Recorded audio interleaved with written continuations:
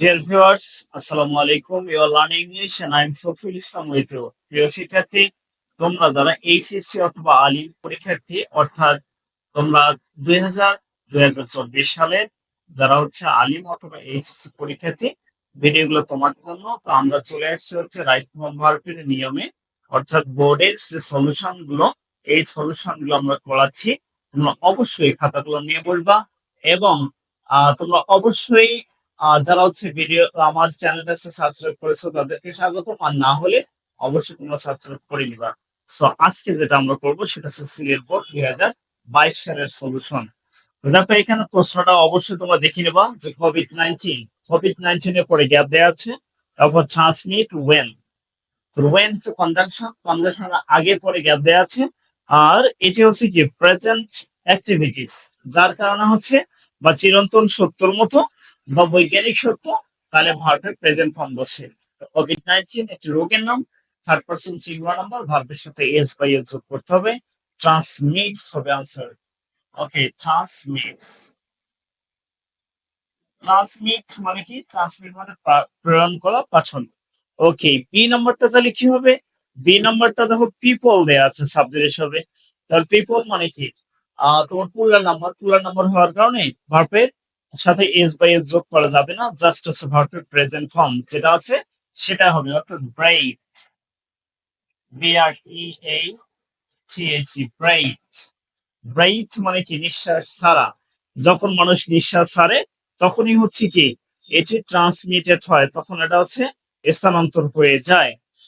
তারপর দেখো C number, এটি সিম্পল সেন্টেন্স হওয়ার কারণে পরের ভার্বের সাথে হচ্ছে আইএনজি যোগ করতে হবে, অর্থাৎ অথবা হচ্ছে দুটি ভার্ব থাকলেও পরের সাথে আইএনজি যোগ করা হয়।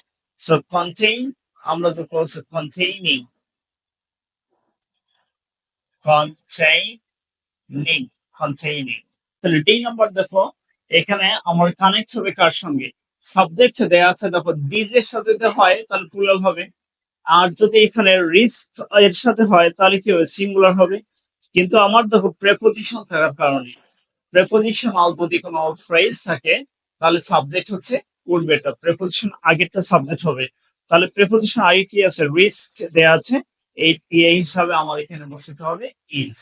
যেহেতু বি লেখা আছে, বি মানে হচ্ছে অ্যামিজার ওয়াজ ওয়্যার, আমি এর আগেও বলেছিলাম অ্যামিজার ওয়াজ ওয়্যার, তাহলে এখানে কি বসাবো? আমরা ইজ বসাবো। এবং পরের নাম্বারটাই দেখো, পরের নাম্বার হচ্ছে পিপল এর পর গ্যাপ দেওয়া আছে। সো পিপল মানে প্লুরাল নাম্বার হওয়ার কারণে আমরা কি বসাবো? বি এর কারণে আমরা এখানে আর বসাবো। ঠিক আছে, আগেরটা ইজ হলো রিস্ক হওয়ার কারণে, আর পরটা আর হলো হচ্ছে পিপল হওয়ার কারণে। বাট দে, তারপর কি বলা আছে? ইনহেল, তারা গ্রহণ করে। এই যে কোনো কিছু করা হয় মানে একা একা যে কাজগুলো হয় না, সেটা হচ্ছে পেসিভ ভয়েস। পেসিভ হওয়ার কারণেই হচ্ছে কি তখন আমাকে অ্যামিজার বসাতে হবে, ভার্বের পাস্ট পার্টিসিপল করতে হবে। সো এখানে যেহেতু দেই দেয়া আছে, পেসিভ ভয়েস হওয়ার কারণে আর বসাইলাম, এবং ইনহেলস, ইনহেল মানে কি? গ্রহণ করে, শ্বাস নেয়। ওকে, তারপর জি নাম্বার, তাহলে দেখো জি নাম্বারের প্রশ্ন কি বলছে? ট্রান্সমিশন অলসো, ট্রান্সমিশন বা সাবজেক্ট, তো ট্রান্সমিশনের সাথে কি আছে? আই ও এন দেওয়া আছে, আই ও এন দেওয়ার কারণে এটা অ্যাবস্ট্রাক্ট নাউন, অ্যাবস্ট্রাক্ট নাউন হওয়ার পরে সিঙ্গুলার নাম্বার, আর সিঙ্গুলার নাম্বার হলে ভার্বের সাথে এস বাই এস যোগ করতে হয়। সো অকার দেয়া আছে, তাহলে অকার্স হবে, O double C U R S, that is occurs. তাহলে ট্রান্সমিশন ঘটে, কখন ঘটে? দেখো এখানে আবার ইয়া দেয়া আছে, একটি কন্ডিশনাল অথবা হচ্ছে তোমার কম্পাউন্ড বা কমপ্লেক্স সেন্টেন্স দেয়া আছে।